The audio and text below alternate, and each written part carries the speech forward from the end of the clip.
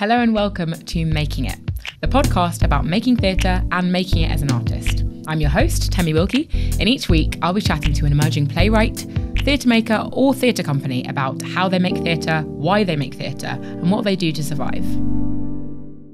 Outbox is a theatre company that makes theatre queerly.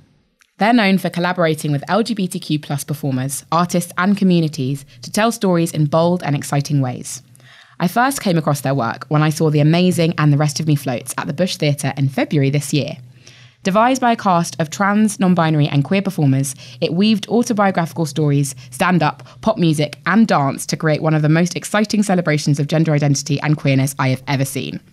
It was constantly surprising, structurally ingenious, and had so much rigour and dramaturgical courage.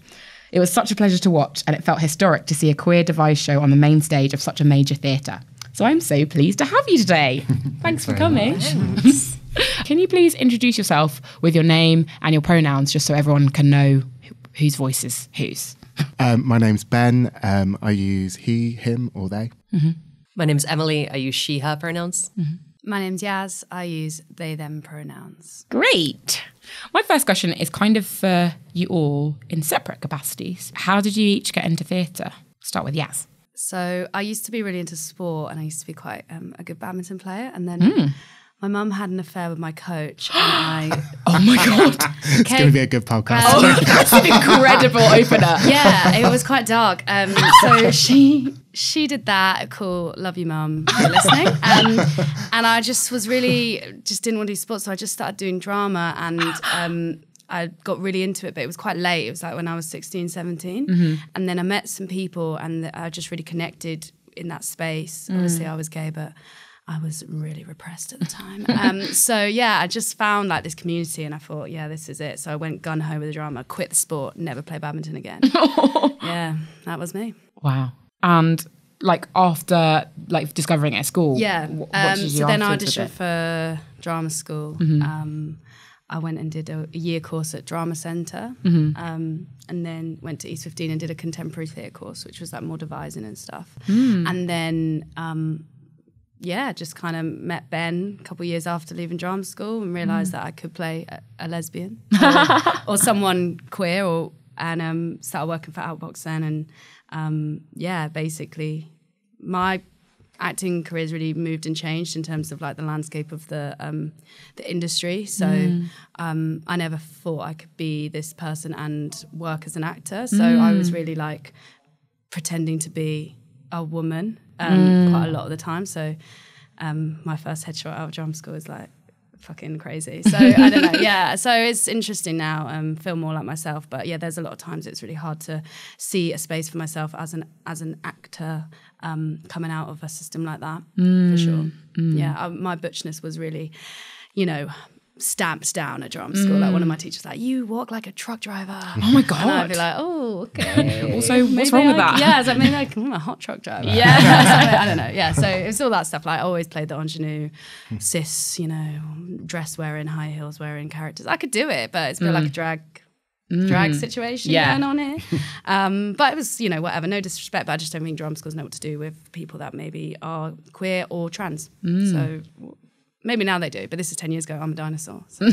Not a dinosaur at all. Yeah, sure. I'm still going out for 18-year-olds. So yeah, you definitely don't look like, it was 10 years ago. I'm 30, Temi. Really? Yeah. Really? Yeah. Oh my God. You look so youthful. Thank you. Great. Love you. Thanks, mate. What about you, Emily? So I was like I would get taken to see a lot of theatre, like West End shows as a kid, but it was never really something that I engaged with on a big level beyond like being the Tin Man in my year 6 play of Wizard of Oz, which was great. It was a very good look, silver face paint and everything.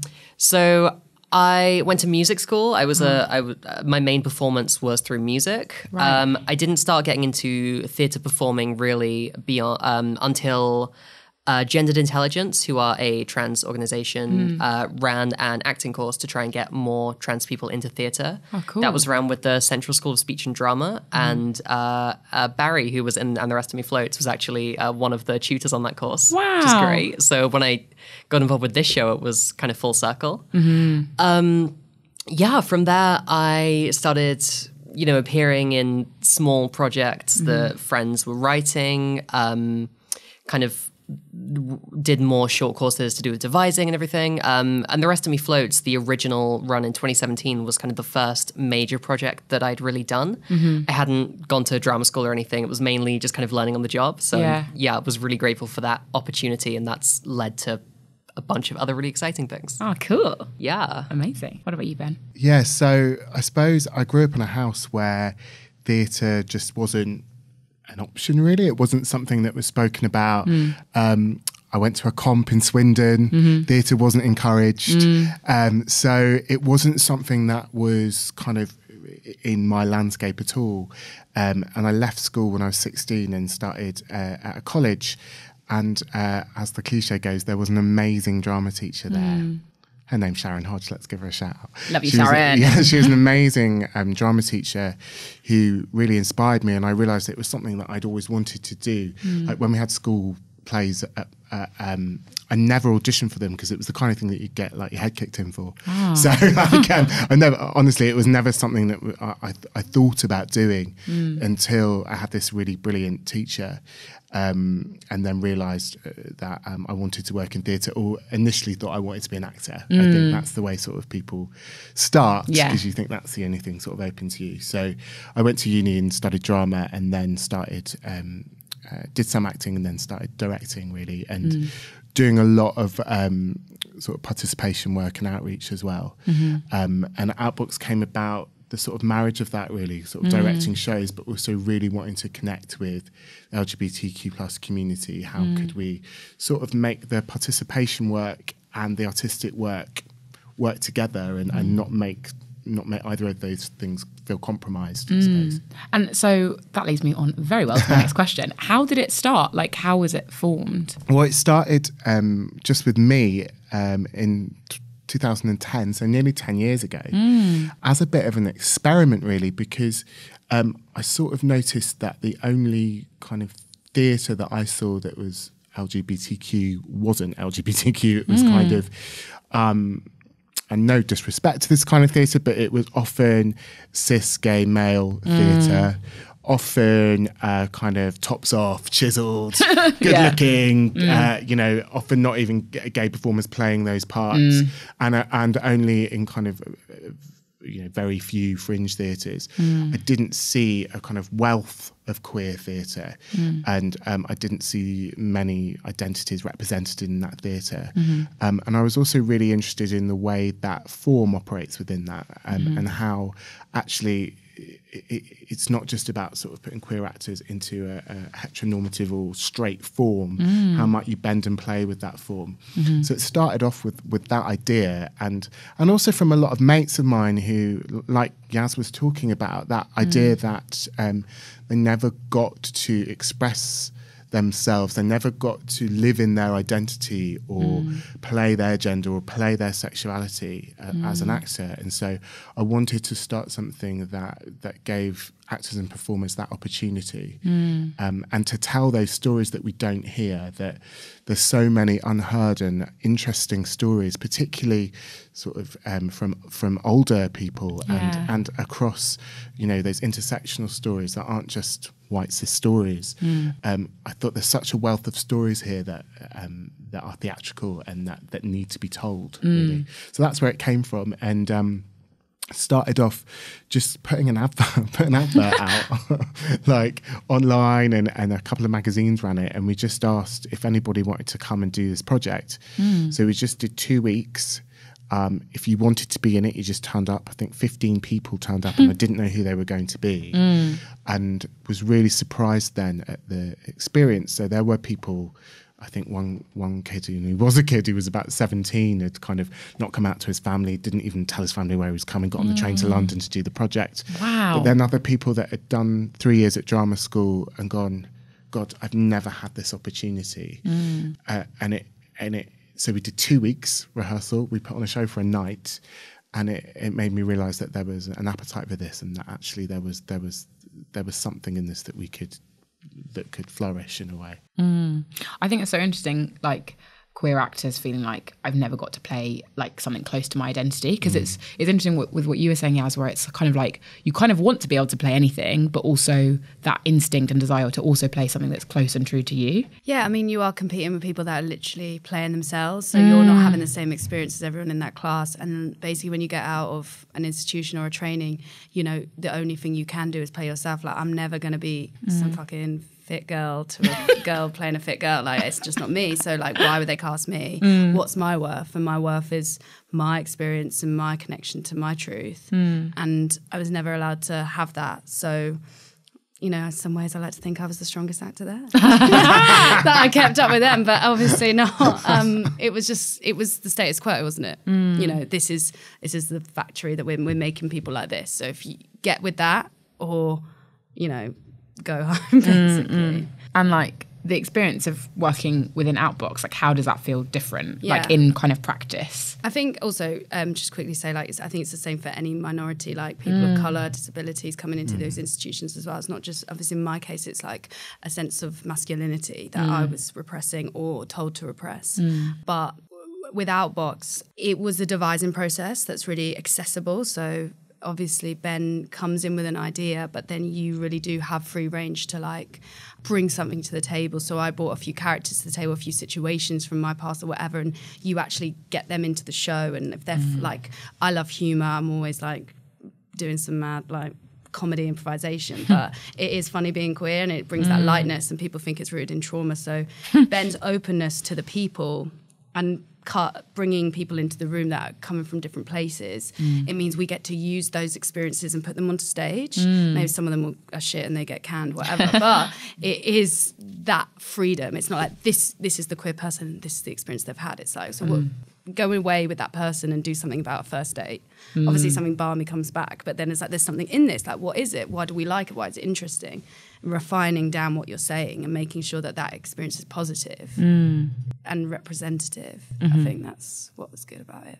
And like going back to when you first formed and like you had that kind of like open call, like how did you go about like starting to make work? Like what was that process of discovering like what that process was?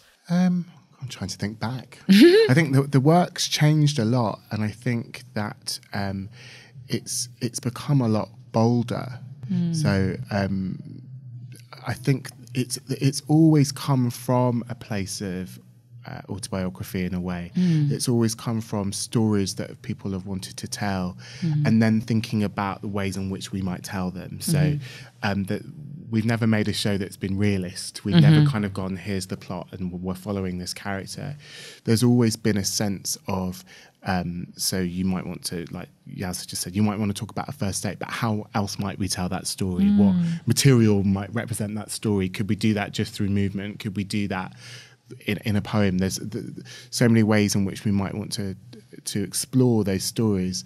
I think that the only sort of common feature has been mirror balls, glitter drops. There's always been a sense of that kind of that theatricality, that camp, or Cabaret, maybe. Yeah, almost. I think it's those sort of tropes Celebration, that you really. see in clubs. I'm kind of obsessed with how theatres should feel like dance floors, that they should feel like club spaces, that they should feel accessible and fun and like a great night out, that they shouldn't be those kind of places where you sit quietly and dread and then pretend that you understood it at the end. I want there to be that sense of party. Yeah, like the sound design of And the Rest of Me Floats, like I could feel the music like through the walls, like, and that feeling of like, oh no, I am in a queer club, like this isn't the Bush anymore, like no, we are like at the RVT. Originally, we made the space, made the show in a community centre, and I think that informed the way it went into the Bush. I mean, Emily, maybe you want to talk about the Rose Lippman, the gorgeous Rose Lippman. Oh, the Rose Lippman. Yeah, I mean, yeah, it was kind of what you'd expect from a community centre. So there was, a stage that we kind of played with, but we were mainly like on the floor with the audience, essentially. So there wasn't really any barrier between us and them. There were points where we'd go up onto the stage and, take costumes and try them on or throw things down. But yeah, there wasn't that barrier. So at the end of the show, spoilers, where there's a point where we invite people to come and dance and sing with us. You know, they were right there. And so they could just step up and suddenly they're in the show. Whereas I feel like that was quite a different experience at the Bush. It definitely had to be more of a sustained effort to kind of break that divide with people and be like, no, really, it's okay. Like try and lead people in. I was just like interested in like the autobiography, the way that it's synthesized with form, like that being like a big part of the process. Like it's kind of like, what stories do we want to tell? And then like, what interesting ways can we tell them? Like how do you actually like do that? The genesis of the form, so I was always wanting to play with form, but actually, and to start with, I was thinking about low form. I was reading Jack Halberstam and they talk about low form and low theory and kind of how there shouldn't be that difference between high culture and low culture. And so we were playing with karaoke and stand up and jokes and dress up. And then one day they were all telling jokes, and Elijah, one of the performers, told this joke, which was, now I'm never going to do it as well as Elijah, but it's when you're acting in a play and the director says, can you try that transition again? And you say, again. And it made me think about a theatrical transition and the process of transition and the fact that we're all in transition and gender transition. And then it made me think about that as form. So how could we make the theatrical transition the main form of the show? So it felt like the scenes and the songs interrupted this long transition. I guess that's what our goal was. Oh, that's so cool to hear, because like having watched it, like it was like the sort of movement sequence at the beginning was so satisfying, and then like when they came back, you were really like, because it felt like returning to the club, and then when they sort of burst forth at the end, that makes lots of sense to me. Interruptions and puncture, and then that movement sequence at the beginning, which took hours to rehearse, was so specific and maintained and grid-like, and then it was kind of, as the show went on, it exploded, and it was silly string and running around and trying on costumes. So it was how that fractured and ruptured, I suppose, like in the way that gender does, in the way that we kind of explore our gender and live our genders. And I'm really interested, like I'm finding it's kind of interesting in, like, this is maybe a bit meta podcast, but like in the discussion, like speaking to like Yaz and Emily as performers, and then you as a director, like, and I'm interested in like how that actually works in the room, like what that process is of like having material, and then like kind of how you facilitate things. And like maybe actually I'd like to ask Emily this, and then like maybe you guys can chat about it first, and then we can go to Ben. So we first started devising the show about 2 years ago, so it was summer 2017. And we were asked to bring in anything that we thought would be kind of a stimulus, whether that was a piece of music or art. We had this whole wall that was covered with art that we thought would be an inspiration in some way to art. And were you asked by Ben? Yes, yeah. Cool. So it's By kind of universe. like the gods asked me. Received the calling. Yeah. Okay. So it was quite freeform in terms of the scope that we had, which I think Yaz touched on. So we would veer off in kind of different directions. Just conversations that we'd have would result in us realizing there were some kind of shared cornerstones that we all had and that we could maybe devise around. Obviously, Ben was I think it was Ben's job to try and get the idea of what the show is, whereas I think for me personally, it was quite hard to see that until quite late towards the end of the process. Where we were generating all this material that seemed quite disparate at the time. But then all of a sudden it was like, oh, we have a script. This is an actual show where you can trace through lines here. So I think that was, a really impressive job like on Ben's part to actually whip all this material that we were generating into shape. And so like, is everyone in the room at the same time? Like, it's not like, oh, you guys go off and write, or let's work with you on your bit like today. Like, is it a sort of, does it feel super collaborative at all times? It was a mix, I'd say. A lot of the time would be us generating material or having exercises that we were doing together. Yeah, sometimes there would be, splitting off into groups of one or two. I'm trying to cast my mind back because this was 2 years ago. I'm trying to, I can give you one example of a scene that came out of the show. I think we had this open conversation about the internet. I'm talking about internet trolling and all bad press and stuff like that. And Tamir, one of the performers, was like, you know what? Like, the internet was like a really amazing space for me when I was younger. And I was like, yeah, me too. Like, I used to pretend to be a boy online. And then they were like, yeah, I used to pretend to be a girl. And then Ben was like, do you want to go and try something about that? So me and Tam went into another room and basically made up this like crazy scene about us.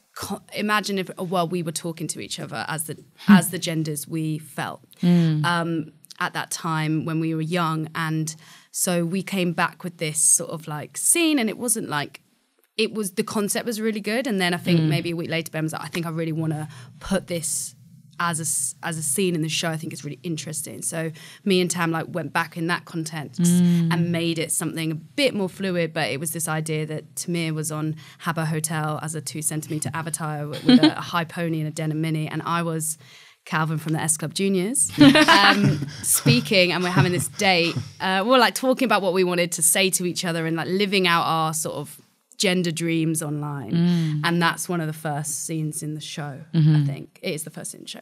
So yeah, it's like came off of this like discussion, then it was like try it, and then no, actually really like, let's hammer this down and get it like, and think about what we want to say. So that was one thing.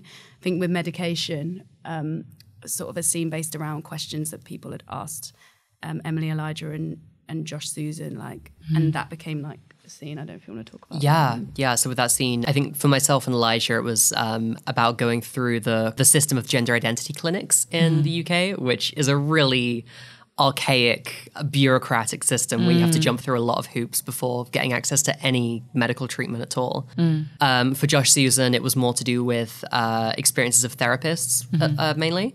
And yeah, we were finding these connections and this common ground, and we came away and ended up with a scene which was just a series of questions with no more context ascribed to it, really. So you were just getting all these questions rapid fire in isolation, and it was creating this idea of this barrage that you get over time wearing you down, concentrated into, 2 minutes?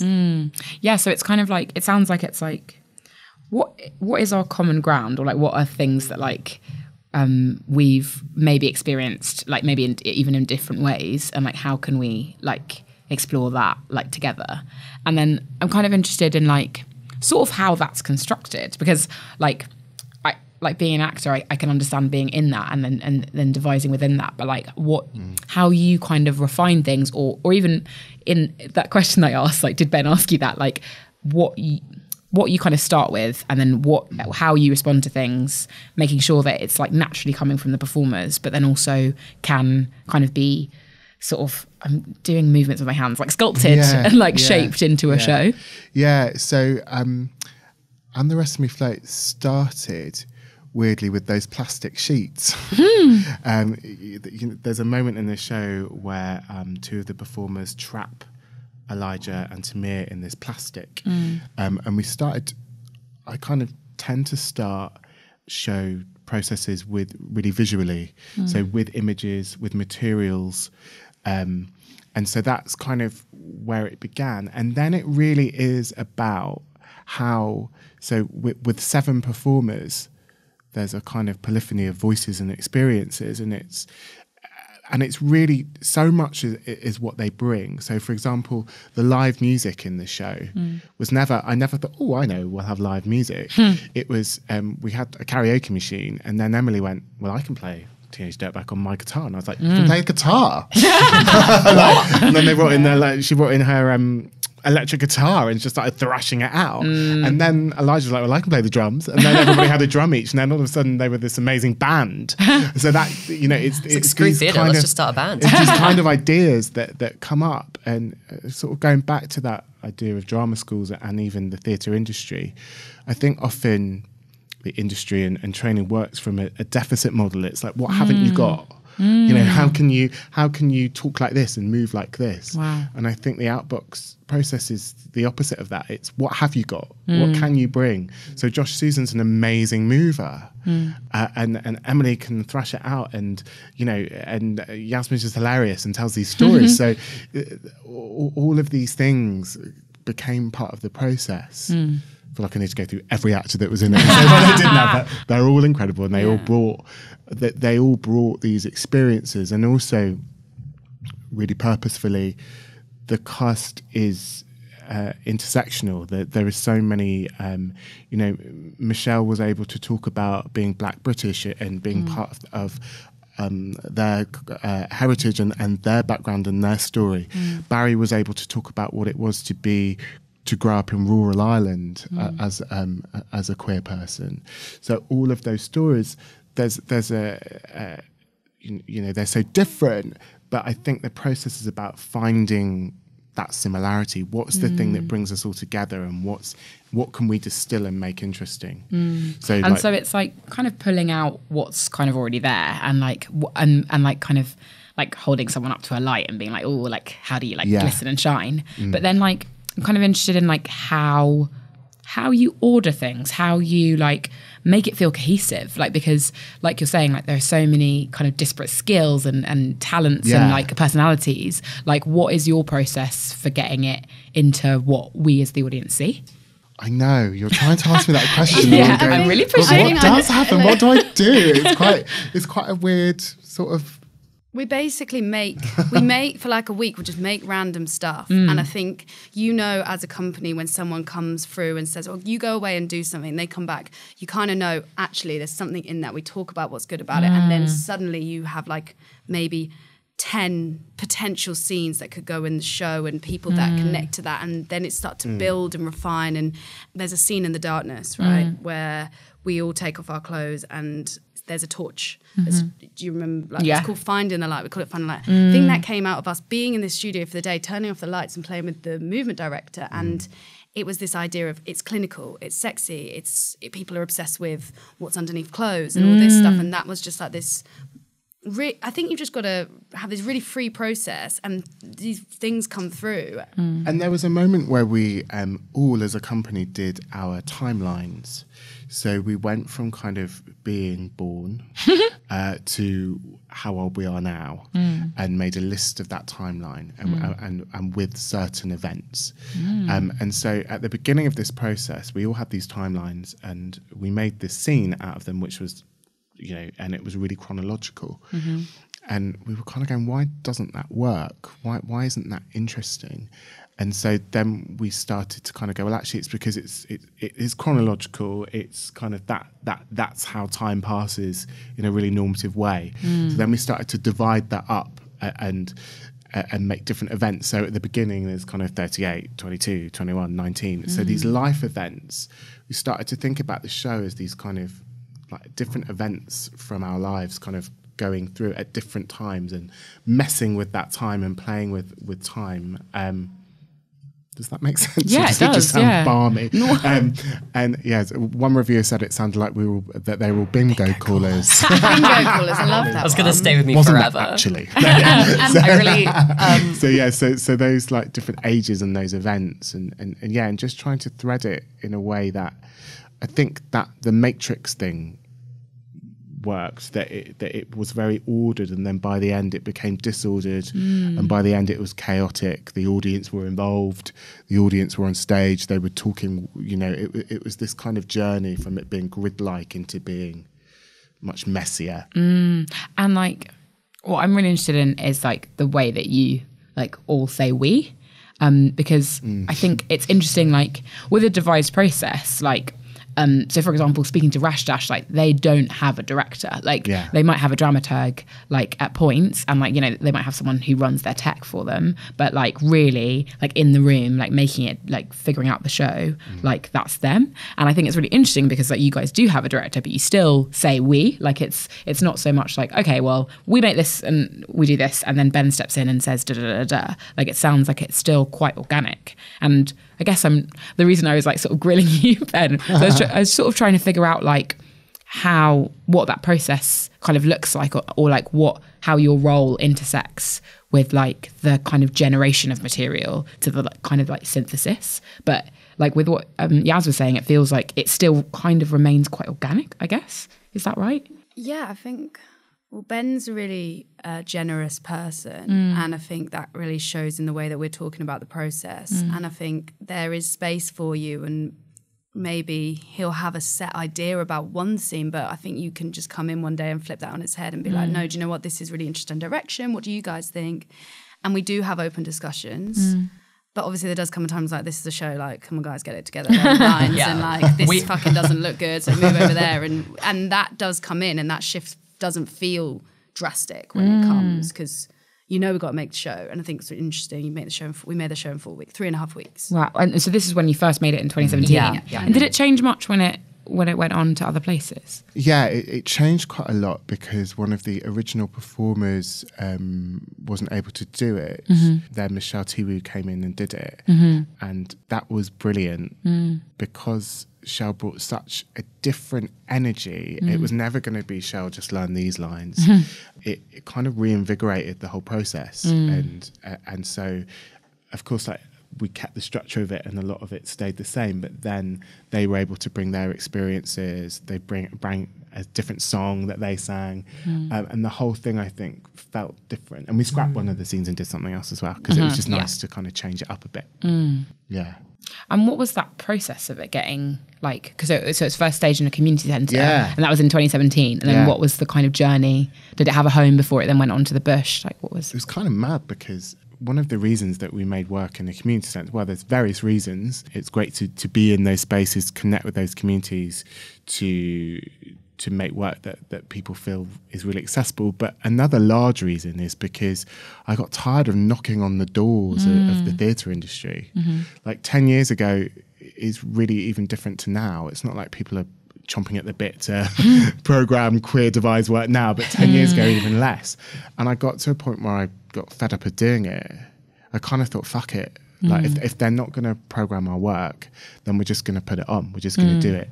And so I'd sort of given up with like the theatre industry. I kind of thought, let's just make the work and see what happens.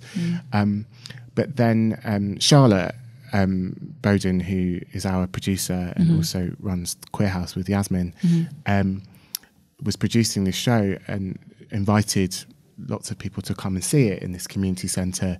And Lisa Bell came to see it, who is now exec director at the Gate, big up Lisa Bell. but was producer at the Bush at the time, and just had this real connection to the show.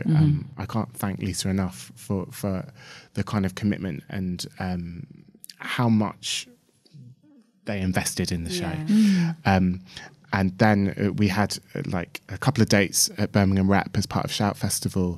And Lisa said to Stuart Pringle, who was at the Bush at the time and is now at the National, like it was really weird. The whole team at the Bush that programmed it had left by the time we were at the Bush. So you've got to go to Birmingham and see the show. And then kind of after a while, they programmed the show. We never would have expected that because, the Bush is so known for being a writer's theatre because of the kind of work that we were making. And it was this experimental kind of weird show in a community centre. We never thought that would happen. So I think that's amazing. It was an amazing kind of story. Yeah, but I think it's like so cool that the moment when you're like, actually, I'm not going to cater to like this industry. We're going to make what we want and we're going to put it on like wherever we'll have it so that we can like make it authentically and joyously. Like, and that's when people turn around and like, oh, yes, please. Like, but because we weren't it's like you say, we weren't catering to tastes. We weren't imagining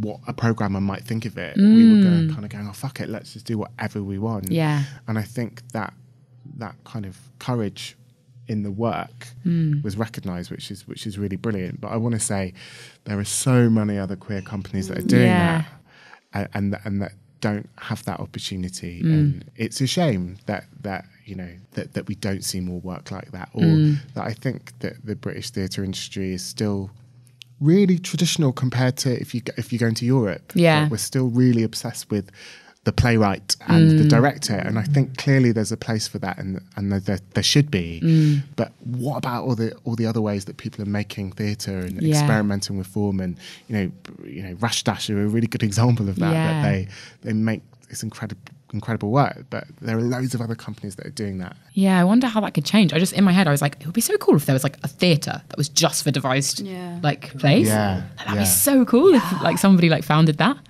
heard it here first. Maybe we should do Yeah, it. yeah, let's do it. If anyone had loads of money. I wanted to ask, just because you mentioned Charlotte, how you guys produce. Like, obviously you've got like Charlotte Bowden, but like, yeah, what that journey, maybe even starting from like when it was formed to like that journey of like producing like work. I mean, for a long time, it was sort of self-produced, as in, like I was doing it and I didn't have a clue.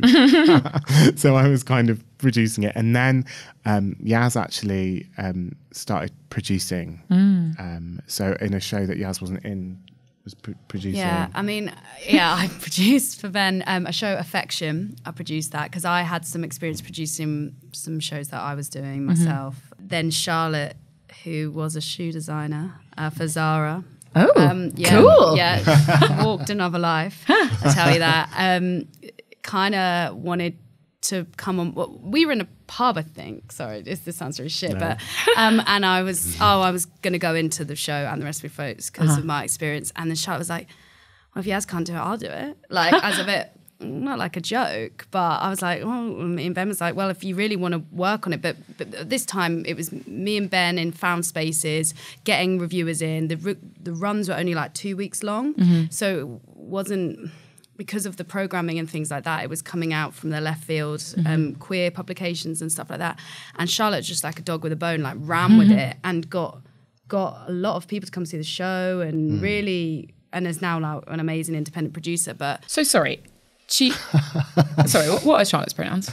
she, her. She, her. Yeah, So she was a shoe designer, was a and then only through And the Rest of Me, and the rest of me folks. that she was like, I'm going to be And then a even producer. more than that, she What's was so like, funny? I'll And represent all those. No agent would come and see the actors. So she was like, "Oh fuck it, I'll make an agency then." That's amazing. Like I hadn't realised that it'd only been sort of 2 years in the making. Like that Yeah. sort of like turnaround. Yeah, Like, this is the thing. Like, I mean, Charlotte is incredible, and as is Yaz, and I'm forming no the Queer House. But really, again, it grew out of sort of disbelief. Charlotte's disbelief. Charlotte was like, "What? How have none of these amazing performers got an agent?" wait, so just so it's super clear for listeners. Yeah. So the Queer House is an agency that's like, And producing house, and yeah. So yeah, But Charlotte's Ben's full-time producer as well. wow. Outbox is Charlotte's first love. But like that was, Queer House was formed kind of in conjunction, I guess, with Outbox specifically so that like Inspired by And the Rest of Me Floats, Yeah. basically. The Queer House, came out of And the Rest of Me Floats. amazing. And like so many people have got loads of work because of it. Yeah. It's like, You're telling me. it's amazing how much that shaped the industry. Like not only this show, but then also the Queer House as well. Like that's so cool. I didn't know that. yeah, and actually, like, when you're talking about it, it isn't embarrassing. It is kind of queer. Yeah. It all sounds a bit It's like messy and weird. self-organising. That's not how it Yeah, works. but actually, this isn't how things normally work. But they do work. It's just a different kind of structure. When it's not the same old system. It's kind of. I think we're just. Yeah. So no, it does work. Yeah. That's so cool. Emily, I'm kind of interested in like music, like and how the music happens. Like because I like with Teenage Dirtbag, that sounds kind of incidental. That was like we're doing on karaoke. Oh wait, I can just play it. But like how that like seeds into the process and how the music's discovered. Yeah, so obviously we were talking a lot about karaoke, like Ben said, something that's like accessible, and it wasn't, for the most part, it wasn't particularly like musical theatre. It wasn't really, some big choreographed routine. It was us expressing ourselves in a way that felt natural. So Teenage Dirtbag, I think that came from Elijah, didn't it? Yeah. I think that was in one of the very, very early R&D kind of elements. Elijah came up with that song. And yeah, I think there was something really joyous in just the people who were musicians and instrumentalists in the cast, just being able to try and put something together. We worked with our amazing musical director, Neil, as well, who was trying to like whip us all into shape desperately. And there were some people who were that was in 2017, so like the first time it came out. Yeah. So And I then think we put more music in it for the birth. we did. We put a more. bunch more music in. So Shell had a song, and then I performed a song as well at that point, which wasn't in the original version. I think for some of the performers, it was some degree of like vulnerability. But for me, it was like, this was my first major theatre project. And I was like, well, this I can do. I've been doing this like my whole life. Like, so I think that was your comfort zone. That was definitely my comfort zone. Yeah, that was something that I was like, okay, this is what I can bring to the process, which was really nice to have. And like, again, it's like a sort of deeply organic thing. It's like, this came from this person, or like, this came from me wanting to do this, and like bringing like what you want to do, or like what a kind of, was it a kind of case where it's like, what song kind of sums up this feeling or sums up this experience? Is that kind of how? Yeah, a little bit. I think some of them came from Ben's suggestion. Some of them came from the actors. There's one part quite late on in the play, and I can't remember how this came about, but it was a scene where Tamir is running against these sheets of plastic and trying to break through. It's a very climactic moment. And plastic couture, I think. Yeah, we have all our little code words for scenes, which the audience will never know, but we know. And I don't remember at what point this came in, but it was decided that I would be just making a bunch of noise with Elijah. So putting my guitar through like a ton of pedals until it was very choppy, and I would be yelling little snippets from newspaper headlines or comments that people have made about trans people. Elijah was whacking the drums, and that's quite cathartic because that wasn't a set. There wasn't a set order to that every night. That felt very, very organic in a way that performing music in theatre often doesn't. And how did that come about? Like who like, so yeah, it's like if there's an image that's happening and then somebody needs to go, okay, can someone do this? Like, how about this? Like, how did that kind of moment, as an example, come about? Yeah, often it comes from, I suppose, what you were talking about earlier about how we structure it. I think that came from, we kind of looked at everything that we'd made so far and went, okay, there's nothing here that speaks to rage, punk. And so we started to think about that and how we could do that in a sort of non-stereotypical way. So that idea of Tamir kind of bursting through the plastic and, you know, in the kind of suspenders and the high heels. And then we were thinking about kind of riot girl, punk, like how could we convey that anger in a way that felt a bit unsettling, a bit edgy. So again, thinking about how we might convey a feeling or a story, but through a different form. And so I'm really interested in the way that it's like, what don't we have yet, or what's missing? Like, there's something really interesting and like organic about the way it sounds like you work, where like there comes a point where like, okay, we've got something of a show, but it needs this. Like, how can we create something that's a bit like this? Yeah. Is that kind of right? Yeah, definitely. Because I think that one of the things that we do when we start is an exercise where we say, what do we want to make and what don't we want to make? And what don't we want to make inevitably is always much bigger. So everybody was kind of saying, as a group, we don't want to make a show that's rooted in trauma. We don't want to show trans bodies and lives that are victimized in trauma, that we're not all going to, you know, the lesbian's not going to die 20 minutes in. You know, we want to make something that feels joyful, that feels hopeful, that's sort of reaching towards something utopian. There's something about that we want to explore, but then we can't ignore that, you know, we can't ignore those other things. We can't ignore that actually it's a shit time to be gender non-conforming. We can't ignore that there is pain. But what we wanted to do is kind of show those glimpses, but the overall feeling of it at the end was of hope. I think, and radical joy and hope. And taking the piss out of ourselves, you know, like that stand-up moment is like literally like, this is so joke, this is what happened to me, this is what happened to me. And I think people just like learn to laugh with you, not like at you. And I think that's a really great way to like directly connect to the audience, be like, it is messy being like trans, it is messy being queer, like random stupid shit happens to you all the time. And let's have a joke about it. Like, and I think that was a really amazing bit at the end. Yeah, that was that was really interesting because I've done so many projects where as a trans performer, you're expected to bring a lot of your own kind of personal history, a lot of your own journey to inform that. And this was a project where, you know, you were still making yourself vulnerable, but in ways where you had more control over, I think. Wow, yeah. So this wasn't like, here is my journey, here are all my lowest moments, I'm going to put these on stage. And as well, Ben was talking about like the timelines of, you know, it going from your birth to all these big events that had happened to you leading up to now.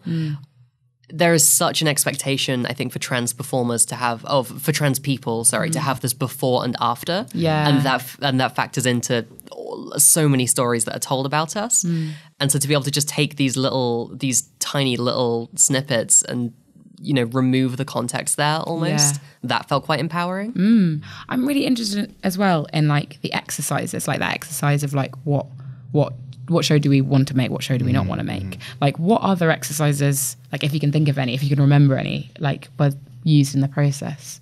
There was a real funny exercise, was like, okay, we were having a bit of an intense day. I think we were talking, and then I think we would be like, oh, do you know, that the energy's a bit off. Like, why don't you go away in groups and just make the most hell show that you can make, like the hell on wheels thing. I think me, Barry, and Tam went into a room. I was like, look, let's get Britney Spears, I'm Not a Girl, Not Yet a Woman. Let's do some really intense physical theatre to it, and like just you know, all that kind of cliches. You always remember all the really weird stuff. This was a joke afternoon, and then like we all came in. It's a very serious process, actually.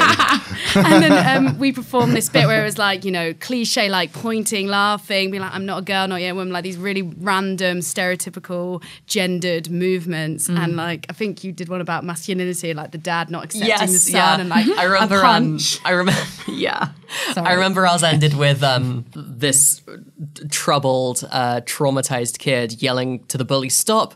I'm just like you." And then we all turn, holding hands and like raise them, which but that was just an exercise. But it just remembered what we were trying to do and why that theatre's there, and you know, it's not got a place, but it was a bit. But yeah, just things like that, like go away and write a poem, or go away and think about masculinity, go away and do a dance piece about.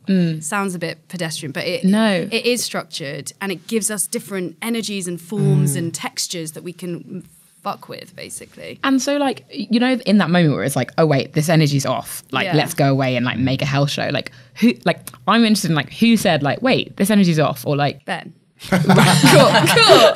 And then like the suggestion for like the weird mad exercise. I think also like there were moments in the process where it got really heavy. Because we were dealing with this really raw autobiographical material, and a lot of the stuff that we shared, like those timelines, if you saw them, you know, they were really intense. It was never my intention or our intention to stage all of this stuff. But I think in order for us to get to a place where we were able to share some of us, and I think what the performers in the show do really beautifully, and I think the reason that a lot of people connect with that show is because it feels like they are offering a bit of themselves to you. There's something about that. And so I think you've got to go through that kind of trauma, those dark, horrible days, like we've got to go into a room now and just mess about for an hour. All of that feeds into how you can make the work. But yeah, there would be things like with the plastic sheets, we'd spend hours just moving them and manipulating them, you know, in the dark room with torches, just looking at what images worked, what images didn't work. And sometimes generating... It could be a road to nowhere as well. So sometimes it's like, you know what, this doesn't work, we'll move on. And like, I think not taking that personally as well, I think is really important in a process like this, because everything has to ultimately be serving the show. You know, like something can be a really interesting process and lead to other ideas. But yeah, it's even if you have something where it's like, oh, I love this, it's just like, does it have a context within this show? Yeah. One of my favourite scenes in this show was a story from Elijah when he talks about, he doesn't mind me saying this, it's in the playtext. He was talking about the conversation that he would have with his grandma, and his grandma isn't alive anymore, and she was living with dementia, and talking about kind of the process of talking to his grandma now as a trans man. And we sort of had the conversation where Elijah said, I really don't feel comfortable portraying that on stage, but I'd really like it if Yaz and Barry did. So Yaz and Barry went away and devised the scene around that, and it was so moving to present that story to Elijah with Elijah's consent. And because it was kind of removed from them, there was a real care about the way that they crafted it and generosity in presenting it to him. And even, you probably won't even notice it as an audience member, but when they perform that scene, Elijah sits on the corner of the stage and watches it. So yeah, we kind of played with each other's stories as well, and how, so I think it was just a lot of the exercises came from what's the story that we want to tell, how many different ways might we tell this.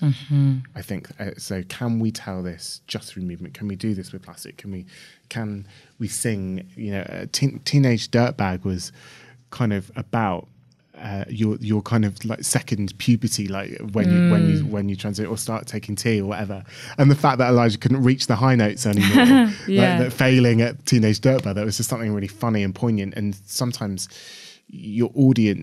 some of your audience would connect and know that, and some of them wouldn't. And so much of this show was about the audience, I think. Teenage Dirtbag is just like a tune anyway. Yeah. So like everyone buzzed off it. But obviously Ben had a good academic. You might as well put it in your play. Yeah. Any play. Lesson to any aspiring playwriters. Put Teenage Dirtbag in it. It's a great song.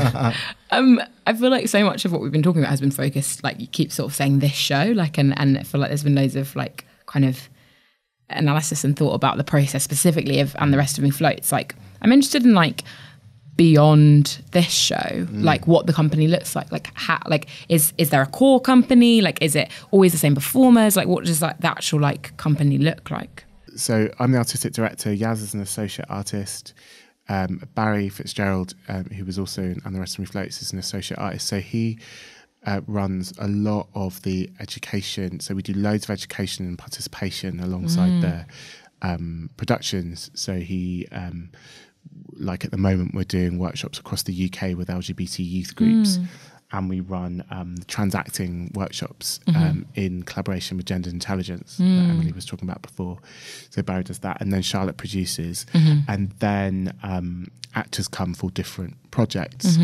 So we're in the sort of early stages of making a new show now that will have a completely new cast, and a lot of that's practical as well, because we're hoping to tour And the Rest of Me Floats next year at the same time that we're making this show. So there will always be a kind of a core group of performers and performers that have done. So Elijah's been in quite a few shows, Yaz has, Barry has. There's people. Josh Susan was in the first show that we did 10 years ago. Wow. So yeah, there's a group of performers that we work with, but unlike, keep talking about Rash Dash because of the podcast that you've just done with them, but there isn't a sort of core of there isn't. It's not the same performers doing. Yeah, there's a kind of fluidity to it. Autobiographical, you can't.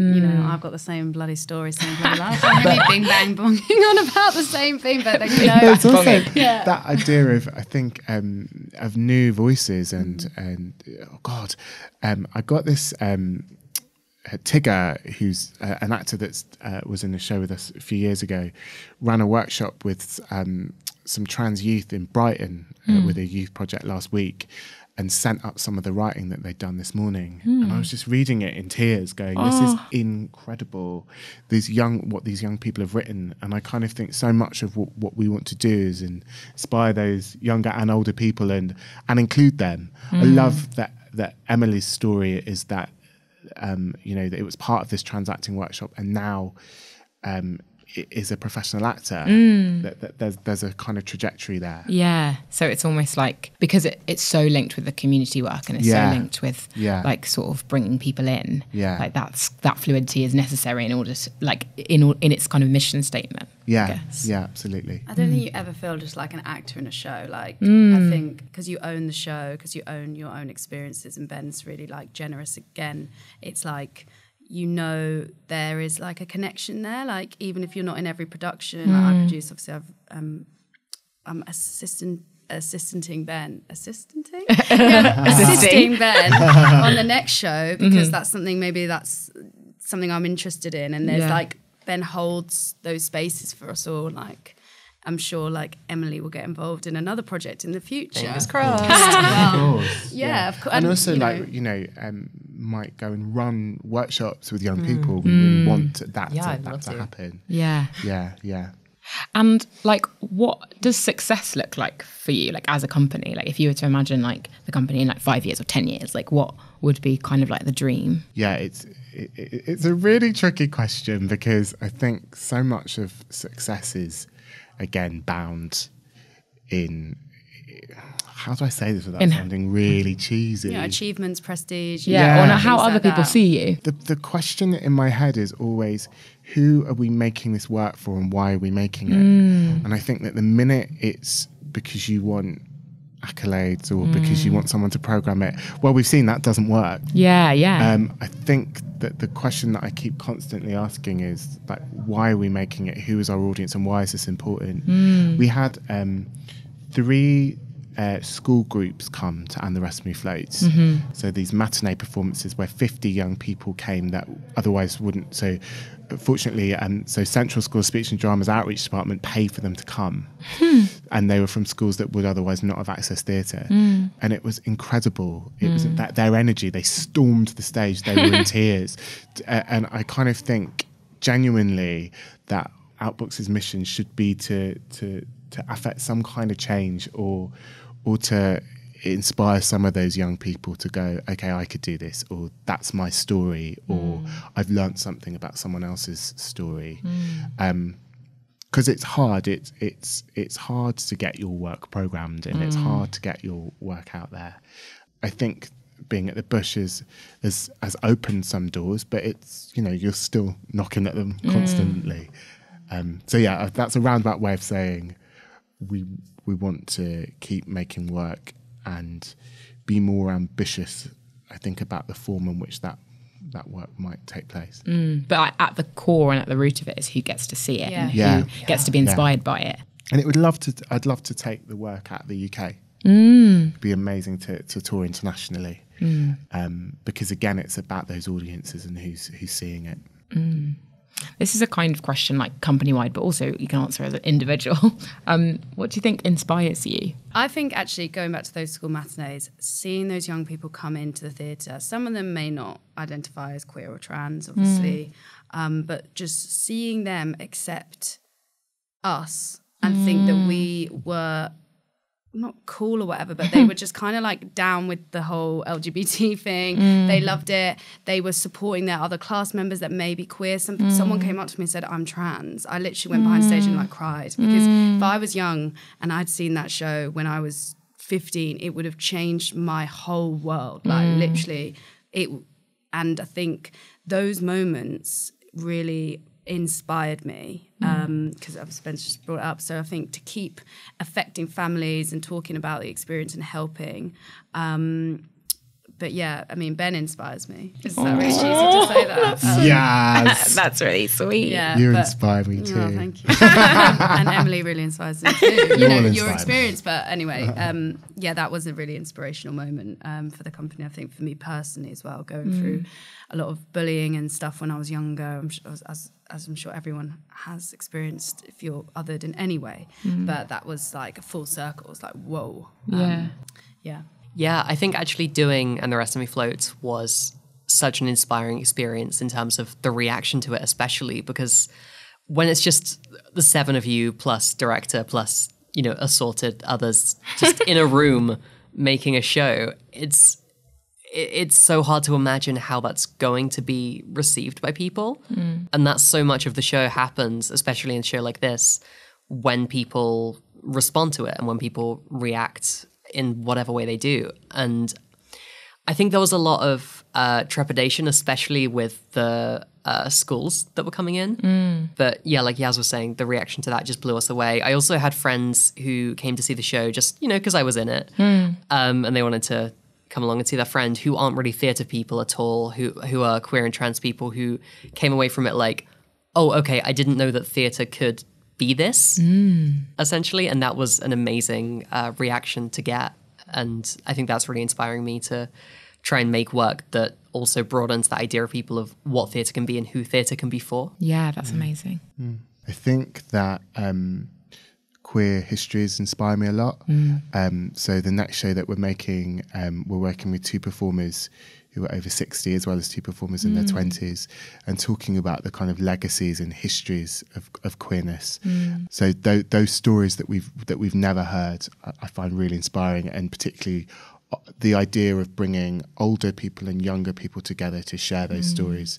I'm also inspired by loads of other amazing queer artists, people like Rachel Young, people like Michael Johnson, Emma Franklin, those people that are putting themselves out there and making this really inspiring, amazing work. And also other forms, so dance and art and, you know, and cinema, how those things really inspire me, in clubs and fashion. Like, I kind of think that those are the things that I want to bring into the space. Yeah.